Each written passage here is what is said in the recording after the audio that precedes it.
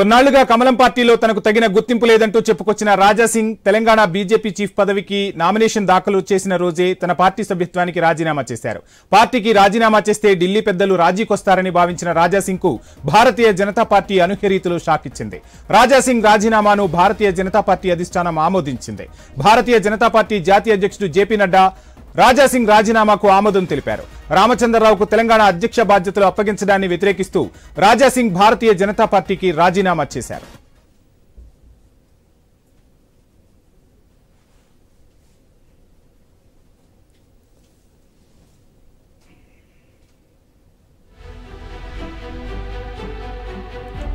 ఇక భారతీయ జనతా పార్టీ అధిష్టాన నిర్ణయంతో రాజా సింగ్ భవిష్యత్ కార్యాచరణ ఏంటి అంటూ సర్వత్రా ప్రశ్నలు వ్యక్తమవుతున్నాయి.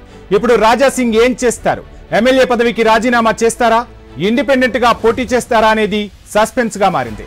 ఇక రాజా సింగ్ భారతీయ జనతా పార్టీలో కొనసాగడానికి ససేమిరా అన్నారు. దీంతో విధిలేక పార్టీ అధిష్టానం రాజా సింగ్ చేసిన రాజీనామాను ఆమోదించింది. అంతకుముందు చాలా తతంగమే నడిచింది. రాజా సింగ్ ను పార్టీలో కొనసాగించడానికి అధిష్టానం చివరి క్షణం దాకా ప్రయత్నించింది. అయితే రాష్ట్రంలో తన ఎదుగుదలను ఓర్వలేక అనగదొక్కుతున్న నాయకత్వం ఉందని, వారితో తాను ఇక ఇమడలేనని అధిష్టానానికి తేల్చి చెప్పారట రాజా సింగ్.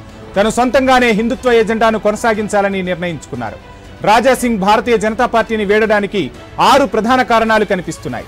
రాష్ట్ర నాయకత్వంతో పేచి, ఎంఐఎంతో భారతీయ జనతా పార్టీ మెతక వైఖరి నచ్చకపోవడం, పదవులు దక్కలేదనే అసంతృప్తి, ఢిల్లీ బుజ్జగింపులు ఫలించకపోవడం, వ్యతిరేకులను పార్టీ ప్రోత్సహిస్తుండడం, గోషామహల్లో సొంతంగా సత్తా చాటాలనుకోవడమే రాజా సింగ్ పార్టీకి దూరంగా ఉండడానికి కారణాలుగా చెప్పవచ్చు.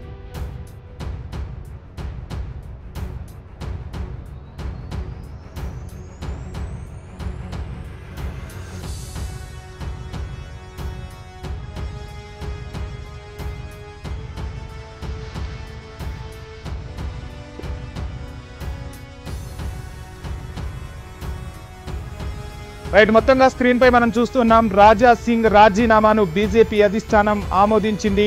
ఇక రాజా సింగ్ అడుగులు ఎటువైపు పడుతున్నాయనేది తెలంగాణ పొలిటికల్ సర్కిల్స్ తో పాటు దేశ రాజకీయాలను కూడా ప్రభావితం చేయబోతుంది. మొన్నటి వరకు మహారాష్ట్ర రాజకీయాలకు వెళతారు రాజా సింగ్ భారతీయ జనతా పార్టీ తరపునే, తెలంగాణ రాజకీయాలకు రామ్ రామ్ చెప్పేసి ఇక భారతీయ జనతా పార్టీ తరపునే మహారాష్ట్రలో పావులు కదుపుతారు. అనుకున్న ఫలితాలు, అనుకున్న ఆశయాలు కూడా ఎక్కడా కూడా ఫలించిన పరిస్థితులు అయితే కనిపించట్లేదు. ఇక అధిష్టానం ఎంత నచ్చ చెప్పినా రాజా సింగ్ ససేమిరా అన్నట్టుగా తెలుస్తోంది. మొత్తంగా ఎమ్మెల్యే పదవికి ఇప్పుడు రాజీనామా చేస్తారా? రాజా సింగ్ ఏం చేయబోతున్నారు? తెలంగాణలో మరో ఉప ఎన్నిక ఖాయమా? అసలు బీజేపీకి రాజీనామా చేసి రాజా సింగ్ ఏ ఉద్దేశంతో ఎటువైపు వెళ్లబోతున్నారు అనేది మాత్రం రాష్ట్ర రాజకీయాలతో పాటు దేశ రాజకీయాల్లోనూ సంచలనం కలిగించే అంశంగానే చెప్పవచ్చు. మొత్తంగా కట్టర్ హిందుత్వవాదిగా ముద్ర వేసుకున్న రాజా సింగ్ భారతీయ జనతా పార్టీకి రాజీనామా చేయడం పెను సంచలనంగానే చెప్పాలి. ఇక రాష్ట్రంలోని నాయకులతో తనకు ఇమిడే పరిస్థితులు లేవు, రాష్ట్ర నాయకత్వంతో పేచీలు రోజు రోజుకు ఎక్కువ అవుతున్నాయి, తన ఎదుగుదలను చూసి ఓర్వలేక తనను అనగదొక్కుతున్నారు అని చెప్పి రాజా సింగ్ భారతీయ జనతా పార్టీకి రాజీనామా చేశారు. సో మొత్తంగా రాజా సింగ్ అడుగులు ఇప్పుడు ఎటుపడుతున్నాయనేది మాత్రం తెలంగాణ పొలిటికల్ సర్కిల్స్ లో ఒక పెద్ద అంశంగా మనం పరిగణించాల్సి ఉంటుంది. ఇక తెలంగాణలో రాజా సింగ్ రాజీనామా చేస్తే మరో ఉప ఎన్నిక ఖాయం.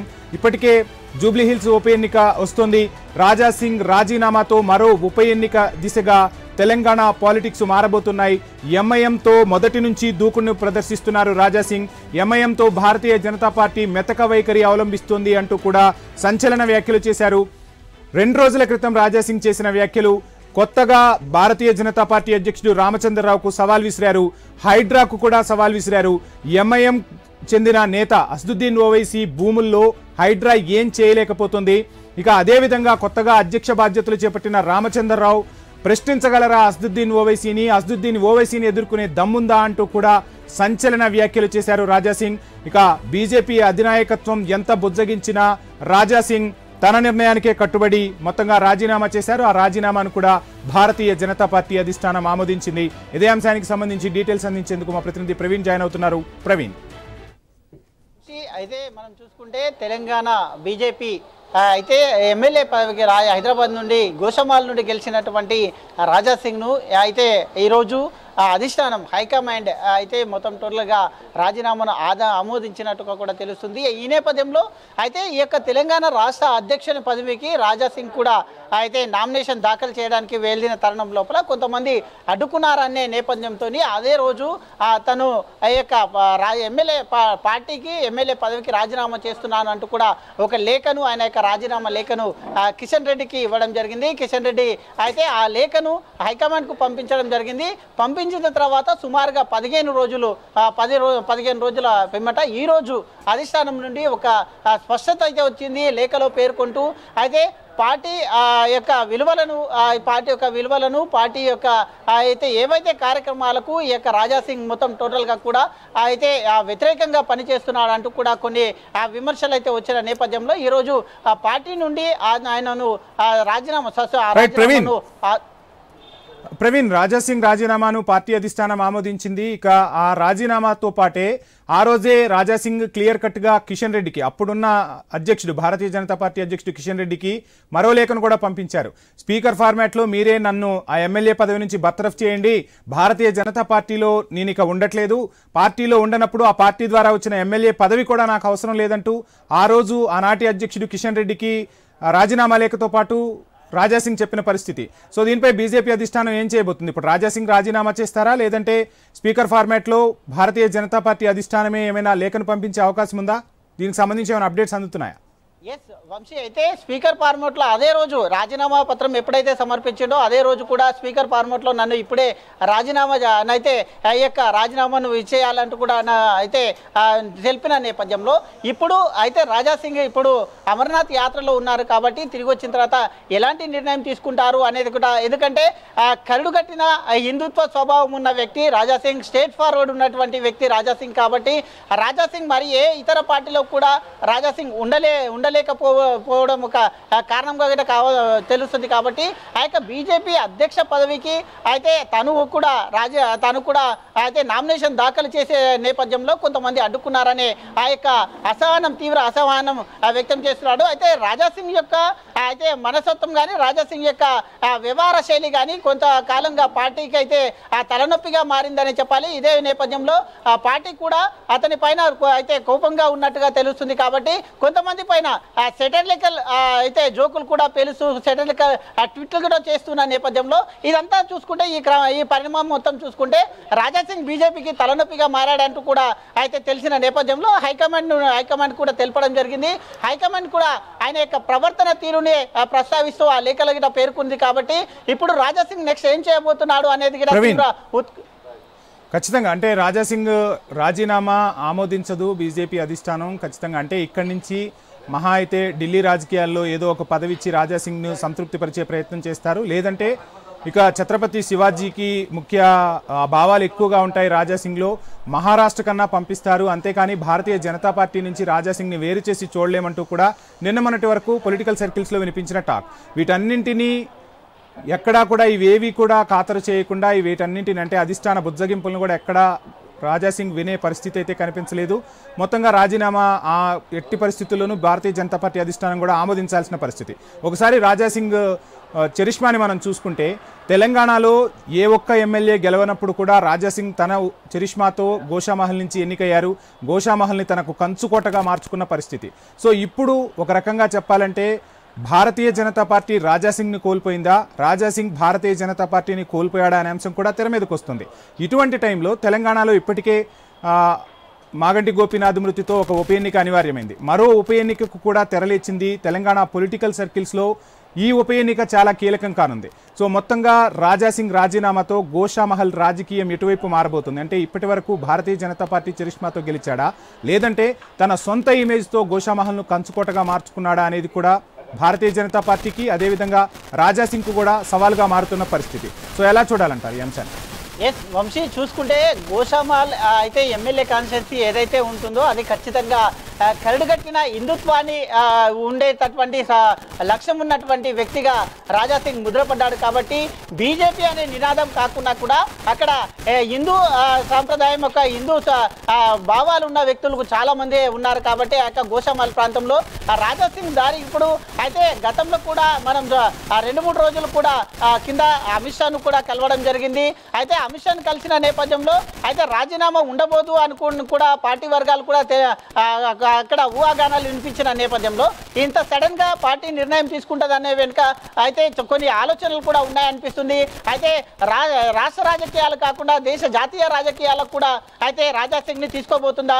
మళ్ళీ ఇప్పుడు అయితే ఎన్నికలకు బీహార్ ఎన్నికలు కూడా రాబోతున్నాయి. కాబట్టి బీహార్ ఎన్నికల్లో కూడా రాజాసింగ్ ని ఏదైనా ఉపయోగించే దాంట్లో ఉన్నారా, లేకుంటే జాతీయ పార్టీకి ఇక్కడ బుజ్జగించే నేపథ్యంలో రాష్ట్ర రాజకీయాల్లో ఈయన యొక్క సేవలు అయితే ఆయన ఉన్నటువంటి అధ్యక్ష పదవి రానటువంటి నేపథ్యంలో అయితే జాతీయ రాజకీయాల్లో కూడా అయితే రాజాసింగ్ ను వినియోగించుకోబోతున్నారా, లేదంటే రాజాసింగ్ ఈ యొక్క బీజేపీ పార్టీకి మొత్తం స్వస్తి పలికేసి వేరే ఇతర పార్టీలకు ఏదైనా పోతున్నారా అనే కూడా ఆలోచన వస్తుంది. కాబట్టి బయట కొద్దిగా అయితే అక్కడ ప్రజల నుండి వస్తున్న వాదన అయితే రాజాసింగ్ అయితే మొత్తం జనసేన పార్టీకి వెళ్తున్నారు, లేదంటే సొంతంగానే పోటీ చేస్తారు అంటూ కూడా కొన్ని ఊహాగానాలు అయితే వస్తున్నాయి. కాబట్టి రాజాసింగ్ దారి ఎటువైపు అనేది ఇంకా ఆయన తీర్థయాత్రలో ఉన్నారు. కాబట్టి రాజాసింగ్ ఏ నిర్ణయం తీసుకుంటారు, ఏదంటే ఎప్పుడు కూడా స్టేట్ ఫార్వర్డ్ వ్యక్తి కాబట్టి ఆయన పైన వచ్చినటువంటి ఏ అపవాదులను ఉండని వెంటనే ఖండిస్తూ పోతుంటాడు. కాబట్టి ఈ రోజు ఈ యొక్క రాజీనామా యొక్క పత్రాన్ని అధిష్టానం అయితే కేంద్ర అధిష్టానమే అయితే పంపిన నేపథ్యంలో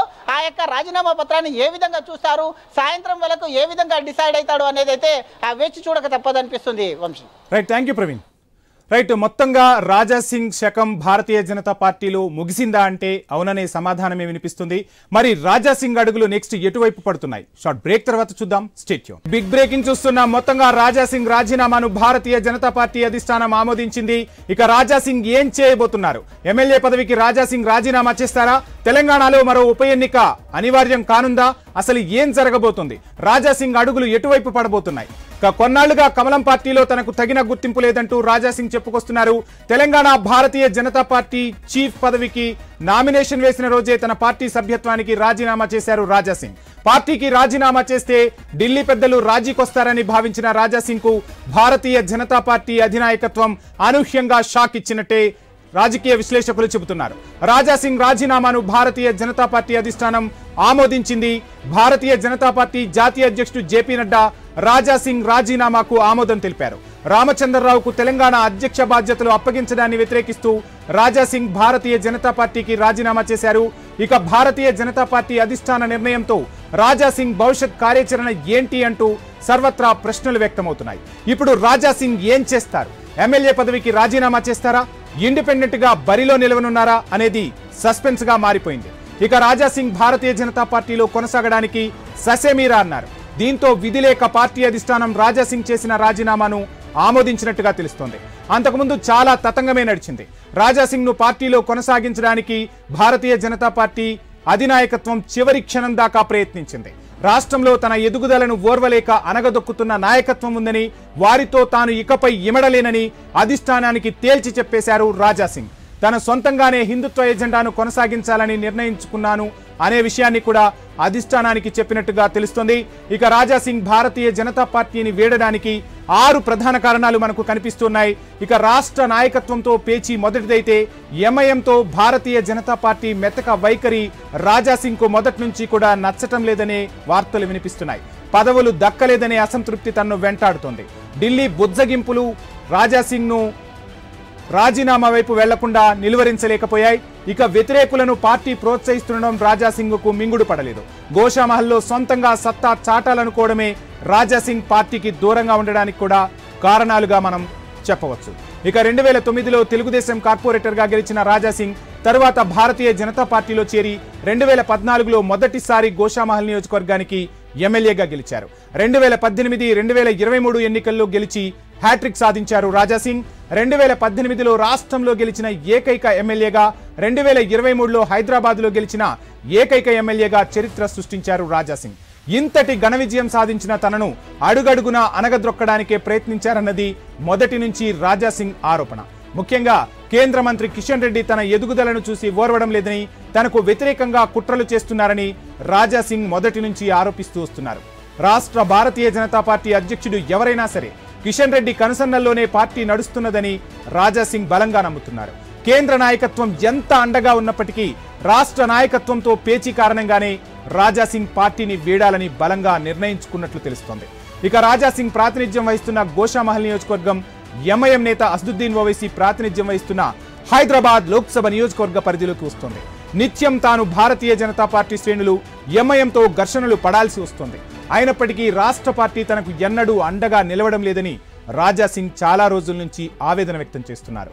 రాష్ట్ర బీజేపీ నాయకులు ఎంఐఎంతో అవగాహనలో ఉన్నారని రాజాసింగ్ చాలాసార్లు బహిరంగంగానే తన ఆవేదనను వెలిబుచ్చారు. తాను ఎంఐఎంతో పోరాడుతుంటే పార్టీ నాయకులు మాత్రం తనతో కలిసి రావడం లేదని రాజాసింగ్ భావించారు. భారతీయ జనతా పార్టీలో ఉన్నప్పటికీ పార్టీ పరంగా తనకు సహకారం అందనప్పుడు పార్టీలో ఎందుకు తాను ఉండాలి అన్నది రాజాసింగ్ వాదనగా కనిపిస్తోంది. ఇక కిషన్ రెడ్డి, లక్ష్మణ్, బండి సంజయ్, ధర్మపురి అరవింద్, ఈటెల రాజేందర్ ఇలాంటి ఉద్దండులు ఎమ్మెల్యేలుగా ఓడిపోయినప్పటికీ గోషామహల్ నుంచి రాజాసింగ్ మాత్రం గెలుస్తూనే వస్తున్నారు. బీఆర్ఎస్, కాంగ్రెస్ హవాను తట్టుకుని గెలిచి నిలబడ్డారు. అయినప్పటికీ రాజాసింగ్ కు పార్టీ పదవుల్లో పెద్దగా ప్రాధాన్యం దక్కలేదు. గడిచిన పార్లమెంట్ ఎన్నికల్లో హైదరాబాద్ టికెట్ ఆశించారు రాజాసింగ్. కానీ అక్కడ పార్టీ మాధవీలతను బరిలో నిలిపింది. బీజేపీ శాసనసభాపక్షం నాయకుడిగా తనను నియమిస్తారని భావించారు రాజాసింగ్. పార్టీ ఎమ్మెల్యేలందరిలోనూ తానే సీనియర్నని, బీసీ నాయకుడినని రాజాసింగ్ వాదించారు కూడా. అయినా సరే అసెంబ్లీ లీడర్ పోస్టు కూడా రాజాసింగ్ కు దక్కలేదు. పార్టీ రాష్ట్ర శాఖ అధ్యక్ష పదవి కూడా తనకు దక్కలేదు. దీంతో ముఖ్య పదవులు దక్కలేదనే అసంతృప్తి రాజాసింగ్ లో ఉంది. అందుకే పార్టీలో ఉండి ఏం లాభమని నిష్క్రమించడానికే మొగ్గు చూపారు రాజాసింగ్. ఇక తనకు ముఖ్యమైన పదవులు ఇవ్వడం మాట అటుంచితే తనకు వ్యతిరేకంగా ఉన్న వారిని ప్రోత్సహిస్తున్నారని రాజాసింగ్ చాలా కాలంగా మండిపడుతున్నారు, మదన పడుతున్నారు. హైదరాబాద్ పార్టీ అధ్యక్షుడిగా తనను సంప్రదించకుండా ఎంపిక చేశారని అసంతృప్తి వ్యక్తం చేశారు కూడా. జీహెచ్ఎంసీ ఎన్నికల్లో తన నియోజకవర్గ పరిధిలో కార్పొరేటర్లుగా భారతీయ జనతా పార్టీ తాను చెప్పిన వారికి టికెట్లు ఇవ్వలేదని అప్పుడే రాజాసింగ్ ఆరోపణలు గుప్పించారు. ఎమ్మెల్సీ ఎన్నికల్లో కూడా గౌతమ్ను పార్టీ అభ్యర్థిగా పెట్టడాన్ని వ్యతిరేకించారు రాజాసింగ్. ఇలా ప్రతిసారి హైదరాబాద్ నగరంలో తన నియోజకవర్గ పరిధిలో తన వ్యతిరేకులను ప్రోత్సహిస్తున్నారని రాజాసింగ్ ఆగ్రహంతో ఊగిపోయారు. ఎన్నిసార్లు తన అసంతృప్తిని వ్యక్తం చేసినా ఫలితం లేకపోవడంతో పార్టీని వీడాలని బలంగా భావించుకున్నారు. తానేంటో, తనకు ప్రజల్లో ఉన్న బలమేంటో పార్టీ గుర్తించడం లేదని రాజాసింగ్ ఫీల్ అయ్యారు. అందుకే గోషామహల్ నియోజకవర్గానికి ఉప ఎన్నిక తెచ్చి తన సత్తా చాటే ఆలోచనలో రాజాసింగ్ ఉన్నారు. భారతీయ జనతా పార్టీ సహకారం లేకున్నా ఒంటరిగానే పోటీ చేయడం ద్వారా ఇటు రాష్ట్ర పార్టీకి, అటు జాతీయ నాయకత్వానికి తన పవర్ ఏంటో చూపించాలని భావిస్తున్నారు రాజాసింగ్. కేవలం అసెంబ్లీ ఉప ఎన్నికల్లోనే కాకుండా జీహెచ్ఎంసీ ఎన్నికల్లో కూడా తన అనుచరులను గెలిపించి భారతీయ జనతా పార్టీ రాష్ట్ర శాఖకు జలక్కివ్వాలని రాజాసింగ్ నిర్ణయించుకున్నారని సమాచారం. ఇక అనేక వివాదాల్లో ఇరుక్కున్న రాష్ట్ర నాయకత్వంపై బహిరంగ విమర్శలు చేసిన రాజాసింగ్ ను జాతీయ నాయకత్వం కాపాడుతూనే వస్తుంది. మహమ్మద్ ప్రవక్తపై వివాదాస్పద వ్యాఖ్యలు చేసినప్పుడు రాజాసింగ్ ను సస్పెండ్ చేసిన తరువాత ఉపసంహరించుకుని 2023 ఎన్నికల్లో మళ్లీ టికెట్ ఇచ్చింది భారతీయ జనతా పార్టీ అధిష్టానం. ఈసారి కూడా రాజాసింగ్ ను బుజ్జగించడానికి చివరి వరకు ఢిల్లీ నేతలు ప్రయత్నించారు. రాష్ట్ర నాయకత్వం తీరులో మార్పు వచ్చే అవకాశం లేదని గ్రహించిన రాజాసింగ్ రాజీనామాకి కట్టుబడ్డానని స్పష్టం చేశారు. దీంతో రాజీనామా ఆమోదించక తప్పని పరిస్థితి అధిష్టానానికి ఏర్పడింది. ఇక మొత్తంగా రాజాసింగ్ రాజీనామా ఆమోదం తర్వాత ఆయన అడుగులు ఎటువైపు పడబోతున్నాయి? తెలంగాణలో మరో ఉప ఎన్నిక అనివార్యం కాబోతుందా? ఆ ఉప ఎన్నిక ఏ పార్టీలకు సవాల్గా మారబోతుంది? ఇప్పటికే జూబ్లీహిల్స్ ఉప ఎన్నిక చుట్టూ ప్రధాన పార్టీలన్నీ ఫోకస్ చేశాయి. మరి గోషామహల్కు ఉప ఎన్నిక వస్తే అక్కడ ఏ జెండా ఎగరబోతుంది? సొంత ఎజెండాతో రాజాసింగ్ మరోసారి గోషామహల్ను తన కంచుకోటగా మార్చుకుంటారా, లేక అక్కడ మరో పార్టీ విజయం సాధిస్తుందా? మొత్తంగా తెలంగాణ రాజకీయాల్లో రాజాసింగ్ రాజీనామా పెను ప్రకంపనలే సృష్టిస్తుందని చెప్పవచ్చు. భారతీయ జనతా పార్టీకి కత్తి మీద సవాల్గా మారిన రాజాసింగ్ రాజీనామా రానున్న రోజుల్లో ఏం జరగబోతుంది? హైదరాబాద్తో పాటు రాష్ట్రంలో అధికారంలోకి రావాలని భారతీయ జనతా పార్టీ అధినాయకత్వం భావిస్తున్న తరుణంలో పార్టీకి వీర విధేయుడు, ఖత్తర్ హిందూవాది అయినటువంటి రాజాసింగ్ రాజీనామాను భారతీయ జనతా పార్టీ అధిష్టానం ఎలా రీప్లేస్ చేయబోతుంది అనేది $1 మిలియన్ ప్రశ్నగానే కనిపిస్తోంది.